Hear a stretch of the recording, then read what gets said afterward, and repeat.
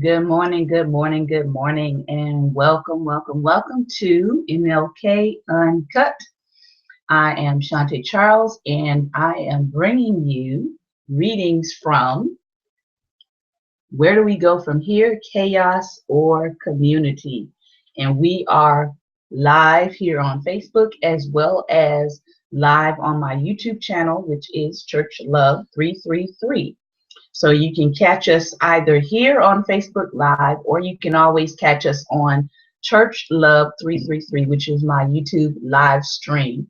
We are excited about another day that God has made and allowed us to live in and take part of and be grateful for. So we're going to get started by inviting some friends in to join us, and we'll take just a minute to do that. So I hope everybody is having a great and wonderful morning. A great and wonderful morning. Thanking God for life, health, strength, peace of mind, ability, all of those wonderful things.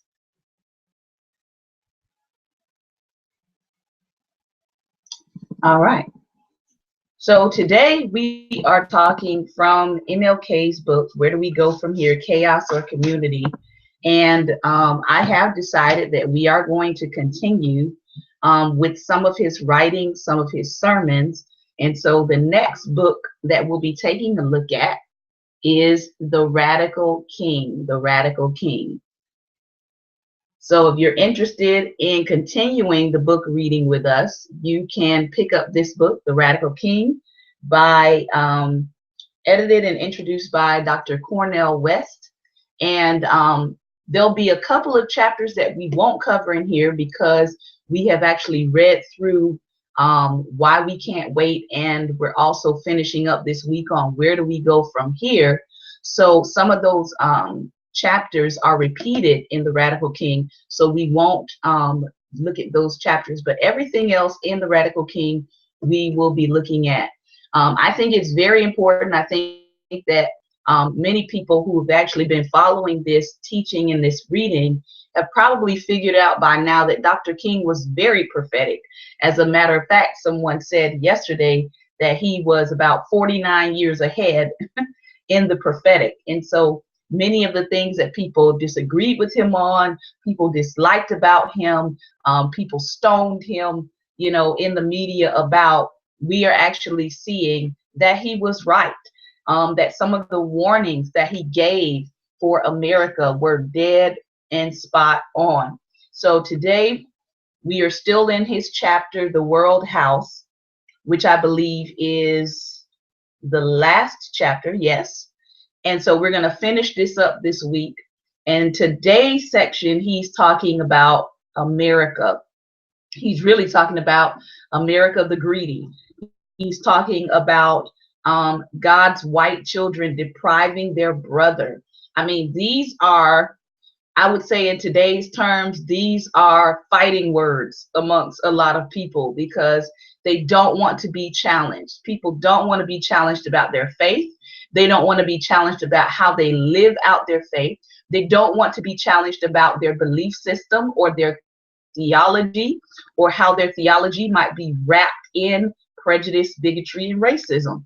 So MLK digs into that a little bit. He digs into this about America. He digs into this about our treatment of other people, other human beings in what he calls the world house.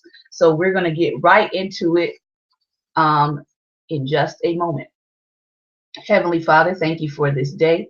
Thank you for your goodness and your grace. Thank you for your mercy, your love, your kindness, and your truth. Father, help us, oh God, to live out that which we believe, and help what we believe to be consistent with the truth. In Jesus' name, amen. Among the moral imperatives of our time, we are challenged to work all over the world with unshakable determination to wipe out the last vestiges of racism. As early as 1906, W.E.B. Du Bois prophesied that the problem of the 20th century will be the problem of the color line. Now, as we stand 2/3 into this exciting period of history, we know full well that racism is still that hound of hell which dogs the tracks of our civilization. Now, when you say this, you have tons of people who will disagree with you. You have people who will say, well, Black people are better off now than we were in slavery. You have people that will say, well, there's more opportunities for Black Americans now. You have people who will say, but we have a Black president. So what do you mean things are worse off now than they were back then? The reality is having a Black face on something does not necessarily mean that improvement is happening or improvement is occurring. And so when you look at systemic racial issues, when you look at systems that are built on these policies of racism that have never been dealt with, that have been continually sitting in the foundation of our country, you realize that no, some of us, many of us are not better off than back then. Many people will probably say, hey, it's the liberal Democrats' fault. It's the liberal Black person that isn't moving forward. But I beg to differ. I've been in a place where some of these things have affected my life, and I've had been a Republican for 20 years. I graduated from high school. I stayed out of trouble. I didn't go to jail. Got a college degree, and trouble still found me. So I think that when we try to characterize people by just sticking a label on them and saying, oh, this is what they are, they must be this, they must be that, they must be lazy, they must not be trying, I think that we discount the fact that there are systemic issues that are in place in our country that do in fact affect the quality of people's life, whether they are trying hard to move up or whether they are not. Okay, so that is something that we need to acknowledge and not bypass. He goes on to say, racism is no mere American phenomenon. Its vicious grasp knows no geographical boundaries. In fact, racism and its perennial ally, economic exploitation, provide the key to understanding most of the international complications of this generation. The classic example of organized and institutionalized racism in the Union of South Africa. Its national policy and practice are the incarnation of the doctrine of white supremacy in the midst of a population which is overwhelmingly Black. But the tragedy of South Africa is not simply in its own policy. It is the fact that the racist government of South Africa is virtually made possible by the economic policies of the United States and Great Britain, two countries which profess to be the moral bastions of our Western world. So, of course, this did not go over well, that MLK begins to criticize America and Britain in the part that they were playing in keeping the practices of apartheid going in South Africa. You got to remember, this was 1967. So he is now criticizing international policy, and of course, this is not going to go over well. In country after country, we see white men building empires on the sweat and suffering of colored people. Portugal continues its practices of slave labor and subjugation in Angola. The Ian Smith government in Rhodesia continues to enjoy the support of British-based industry and private capital, despite the stated opposition of British government policy. Even in the case of the little country of Southwest Africa, we find the powerful nations of the world incapable of taking a moral position against South Africa, though the smaller country is under the trusteeship of the United Nations. Its policies are controlled by South Africa, and its manpower is lured into the mines under slave labor conditions. During the Kennedy administration, there was some awareness of the problems that breed in the racist and exploitative conditions throughout the colored world, and a temporary concern emerged to free the United States from its complicity, though the effort was only on a diplomatic level. Through our ambassador to the United Nations, Adelaide Stevenson, there emerged the beginnings of an intelligent approach to the colored peoples of the world. However, there remained little or no attempt to deal with the economic aspects of racist exploitation. We have been notoriously silent about the more than $700 million of American capital, which props up the system of apartheid, not to mention the billions of dollars in trade and the military alliances, which are maintained under the pretext of fighting communism in Africa. Now, you have to remember, this is 1967 that MLK is writing this. And here we are 49 years later, and you still have people in South Africa protesting forms of apartheid. Think about that. That even though the physical bans and the outward external military pressure is not on the people, you still have forms of apartheid going on. Part of that happens to be because a lot of the, again, economic power and land resources are still in the hands of those who were in power in the past. So you had Nelson Mandela as the president, who quote unquote kept the peace by basically being a figurehead in South Africa. But Nelson Mandela has passed away, and what do we see? We now start to see that unrest reappearing in South Africa. I know that there is an article out now about a group of young teenagers that are protesting in the schools because they don't want them to speak their African dialects. They don't want the girls to wear their hair naturally. So you've got these different kinds of cultural oppressions and cultural aggressions now reoccurring.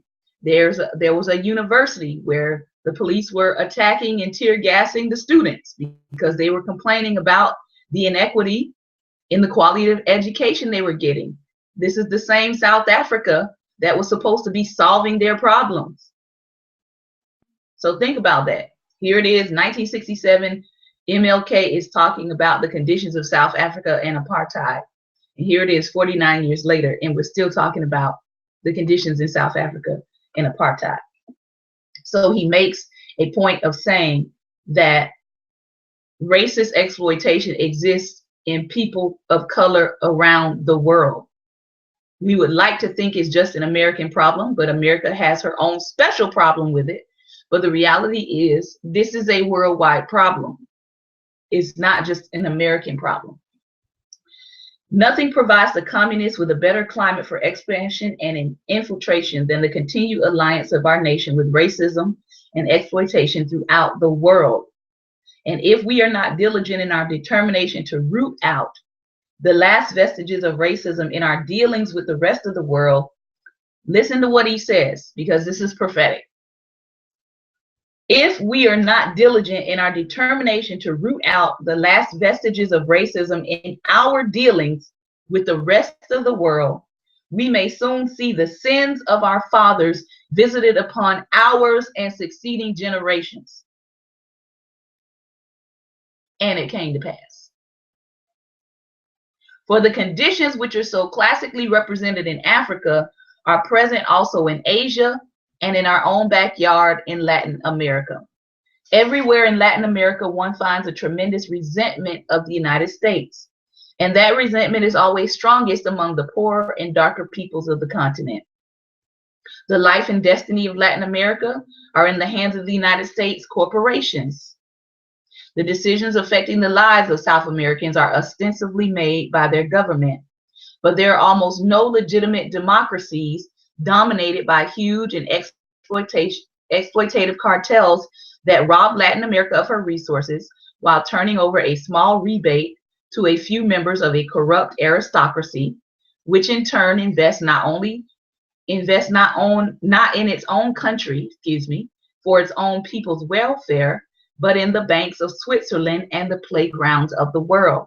So they're saying that you have these leaders that allow United States corporations to come in and exploit their countries in turn for monies And then rather than taking that money and investing it back into their country, what they're in essence doing is taking that money and putting it in banks, Swedish banks, and in the playgrounds of the world. So the people in their countries are not even benefiting from the so-called United States help in getting jobs, right?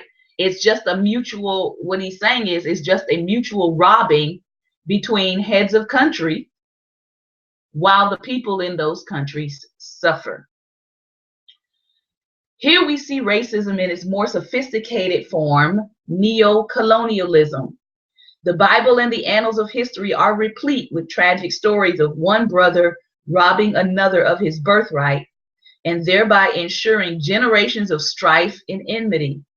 We can hardly escape such a judgment in Latin America any more than we have been able to escape the harvest of hate sown in Vietnam by a century of French exploitation.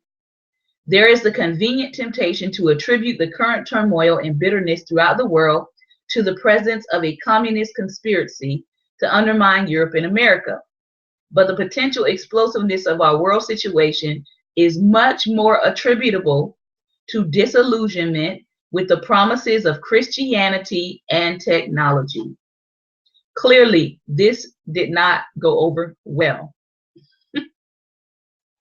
He's saying that the use of Christianity in foreign lands has disillusioned people, that the use of Christ to exploit people has disillusioned them, that the use of saying, we're coming over here to tell you the good news, we're coming over here to share with you the gospel, we're coming over here to share Christ, when in actuality you use Christ as a cloak to exploit other countries, or you use Christ as a cloak to find out and undermine what the resources of a country are in the name of Christ so you can exploit them in the future.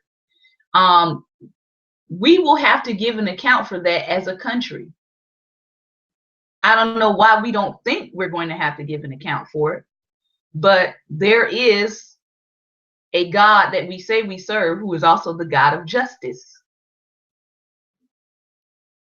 Okay, I'm gonna keep reading. The revolutionary leaders of Africa, Asia, and Latin America have virtually all received their education in the capitals of the West. Their earliest training often occurred in Christian missionary schools. Here, their sense of dignity was established and they learned that all men were sons of God. In recent years, their countries have been invaded by automobiles, Coca-Cola, and Hollywood, so that even remote villages have become aware of the wonders and blessings available to God's white children.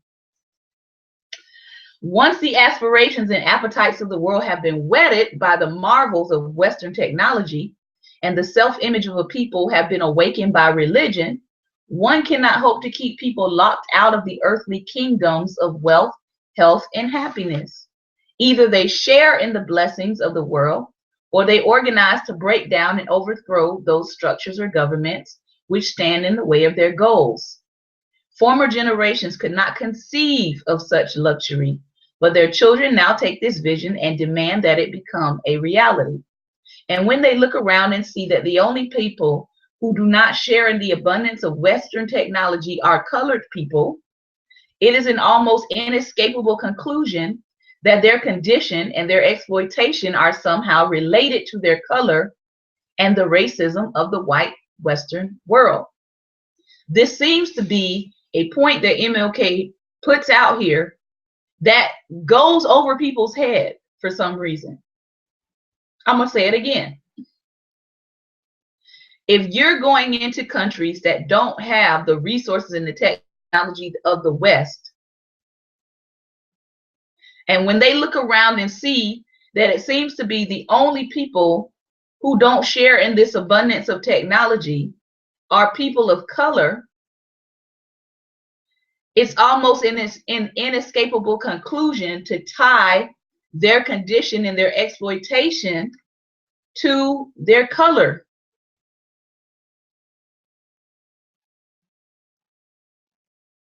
Okay. This is a treacherous foundation for a world house.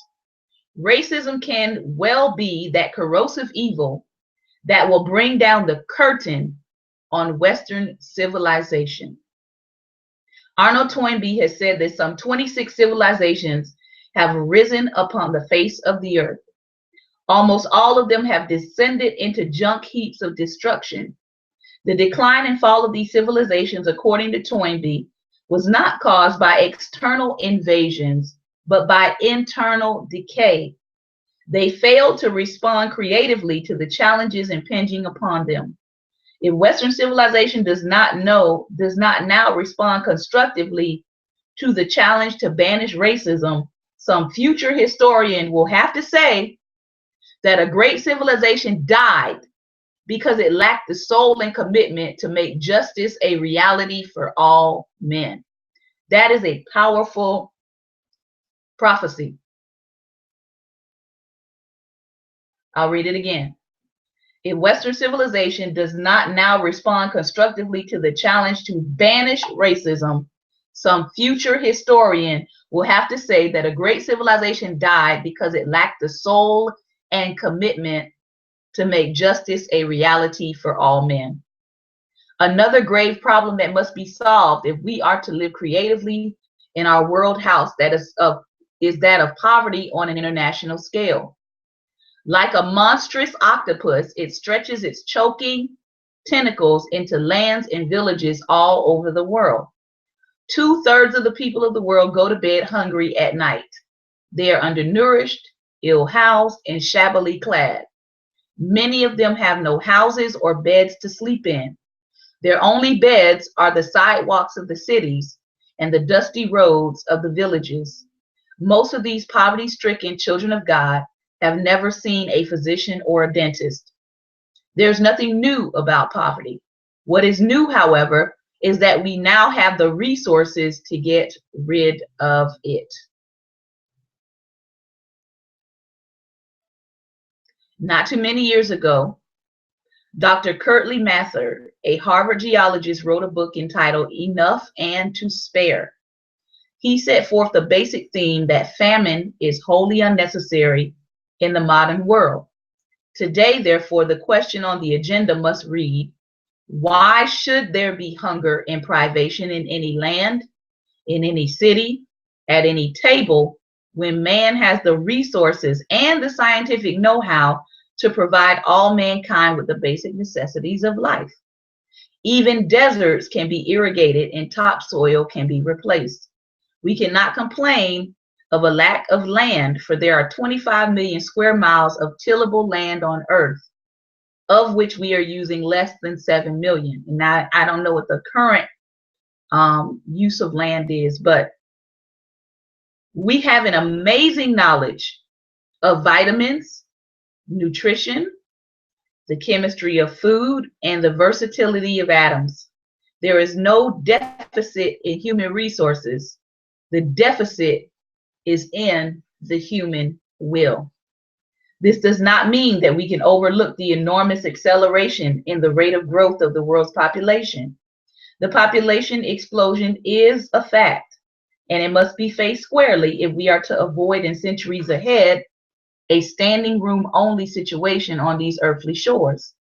Most of the large underdeveloped nations in the world today are confronted with the problem of excess population in relation to their resources. But even this problem will be greatly diminished by wiping out poverty. When you see more opportunities for better education and greater economic security, they begin to consider whether a smaller family might not be better for themselves and their children. In other words, I doubt, he says, that there can be a stabilization of the population without a prior stabilization of economic resources. Yes, you are correct. The time has come for an all-out world war against poverty. The rich nations must use their vast resources of wealth to develop the underdeveloped, school the unschooled, and feed the unfed. The well-off and the secure have too often become indifferent and oblivious to the poverty and deprivation in their midst. The poor in our countries have been shut out of our minds and driven from the mainstream of our societies because we have allowed them to become invisible. Ultimately, a great nation is a compassionate nation. No individual or nation can be great if it does not have a concern for the least of these. The first step in the worldwide war against poverty is passionate commitment. All the wealthy nations, America, Britain, Russia, Canada, Australia, and those of Western Europe, must see it as a moral obligation to provide capital and technical assistance to the underdeveloped areas. These rich nations have only scratched the surface in their commitment. There is need now for general strategy of support. Sketchy aid here and there, he says, will not suffice, nor will it sustain economic growth. There must be a sustained effort extending through many years. The wealthy nations of the world must promptly initiate a massive sustained Marshall Plan for Asia, Africa, and South America. If they would allocate just 2% of their gross national product annually for a period of 10 or 20 years for the development of these underdeveloped nations, mankind would go a long way toward conquering the ancient enemy, poverty. The aid program that I'm suggesting must not be used by the wealthy nations as a means to control poor nations. Such an approach would lead to a new form of neocolonialism, which no self-respecting nation could accept. Ultimately, foreign aid programs must be motivated by compassion and a committed effort to wipe poverty, ignorance, and disease from the face of the earth. Money devoid of genuine empathy is like salt devoid of savor, good for nothing except to be trodden underfoot of men.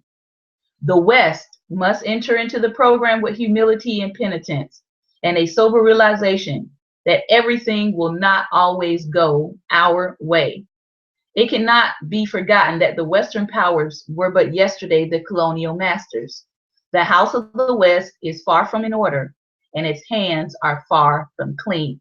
So MLK says, if you're going to do this program, you have to do it out of compassion.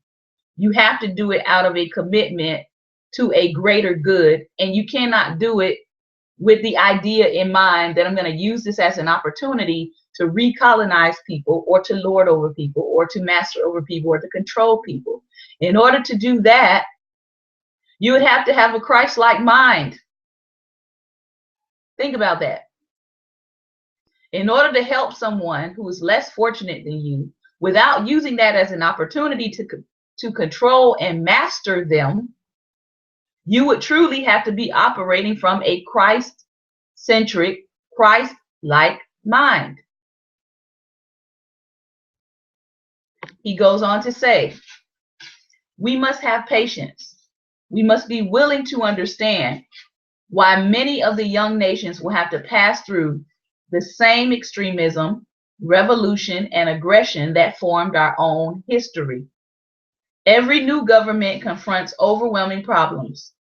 During the days when they were struggling to remove the yoke of colonialism, there was a kind of pre-existent unity of purpose that kept things moving in one solid direction. But as soon as independence emerges, all the grim problems of life confront them with stark realism. The lack of capital, strangulating poverty, uncontrollable birth rates, and above all, high aspirational levels of their own people. The post-colonial period is more difficult and precarious than the colonial struggle itself. But America and other countries that are already developed, he's saying, is once you help these people kind of get off their feet and they have to go through the process of democracy, which is what he's saying here, is realizing your country has a lack of capital. So you got to start forming ways to create capital, right? Your country has to deal with the issue of poverty. Your country has to deal with uncontrollable birth rates, because if you're overpopulated, who's going to feed all these people, right? He's saying that as the West helps these countries Allow them to go through their process of their own struggle in democracy. Don't then begin to take them and try to control those nations. That's what he's saying. Can you help without controlling? That's the question. The West must also understand that its economic growth took place under rather propitious circumstances. Most of the Western nations were relatively underpopulated when they surged forward economically, and they were greatly endowed with iron ore and coal that were needed for launching industry. Most of the young governments of the world today have come into being without those kinds of advantages, and above all, they confront staggering problems of overpopulation. There is no possible way for these countries to make it without aid and assistance. A genuine program on the part of the wealthy nations is to make prosperity a reality for the poor nations. In the final analysis, enlarge the prosperity of all. One of the best proofs that reality hinges on moral foundation is the fact that when men in governments work devotedly for the good of others, they achieve their own enrichment in the process. For some time, men have lived by the principle that self-preservation is the first law of life. But this is a false assumption, Dr. King says. I would say that other preservation is the first law of life. It is the first law of life precisely because we cannot preserve self without being concerned about preserving other selves. The universe is so structured that things go awry if men are not diligent in their cultivation of the other regarding dimension. I cannot reach fulfillment without we. The self cannot be self without other selves. Self-concern without other concern is like a tributary that has no outward flow to the ocean. Stagnant, still, and stale, it lacks both life and freshness. Nothing would be more disastrous and out of harmony with our self-interest than for the developed nations to travel a dead-end road of inordinate selfishness. We are in the fortunate position of having our deepest sense of morality coalesce with our self-interest. But the real reason that we must use our resources to outlaw poverty goes beyond material concerns to the quality of our mind and our spirit. Deeply woven into the fiber of our religious tradition is the conviction that men are made in the image of God and that they are souls of infinite value. If we accept this as moral fact, we cannot be content to see men hungry, to see men victimized with ill health when we have the means to help them. In the final analysis, the rich must not ignore the poor, because both rich and poor are tied together. They enter the same gate of human birth into the same adventure of mortal life. All men are interdependent. Every nation is an heir of a vast treasury of ideas and labor to which both the living and the dead of all nations have contributed. Whether we realize it or not, each of us lives eternally in the red. We are everlasting debtors to known and unknown men and women. When we arise in the morning, when we go into the bathroom where we reach for a sponge, which is provided for us by a Pacific Islander, we reach for soap that is created for us by the European. We sit at a table and drink coffee, which is provided for us by South America, or tea by the Chinese, or cocoa by the West African. Before we leave for our jobs, we are already beholden to more than half of the world. In a real sense, all life is interrelated. The agony of the poor impoverishes the rich, but the betterment of the poor enriches the rich. We are inevitably our brother's keeper because we are our brother's brother. Whatever affects one directly affects all indirectly. So that is MLK's talk for today. He points out something that I want to go back to, and he says that many of us have been taught that self-preservation is the first law of life, but he would say that other preservation is the first law of life. And the one thing that I thought about there was even in the story of Genesis, when Eve ate that fruit, because we don't know if it was an apple or not. When Eve ate that fruit, Adam ate along with her. So he didn't let her, because he knew that if they ate of that fruit, he knew God had already told them if they ate of that fruit, they would die. They would surely die. But she had already eaten it. And so guess what? Adam didn't choose self-preservation. Adam chose to eat with her and die together. Wow. Think about that.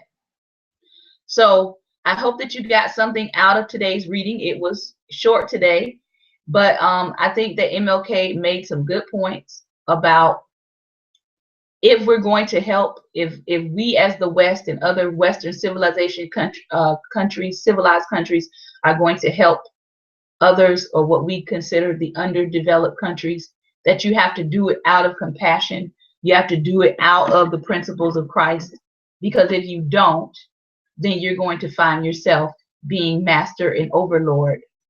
And what happens when we start lording over other human beings that God never intended us to have dominion over each other? He wanted us to have dominion over the earth, not other souls. So I think that's a very good point, and we're going to stop here on today. Tomorrow we are going to be talking about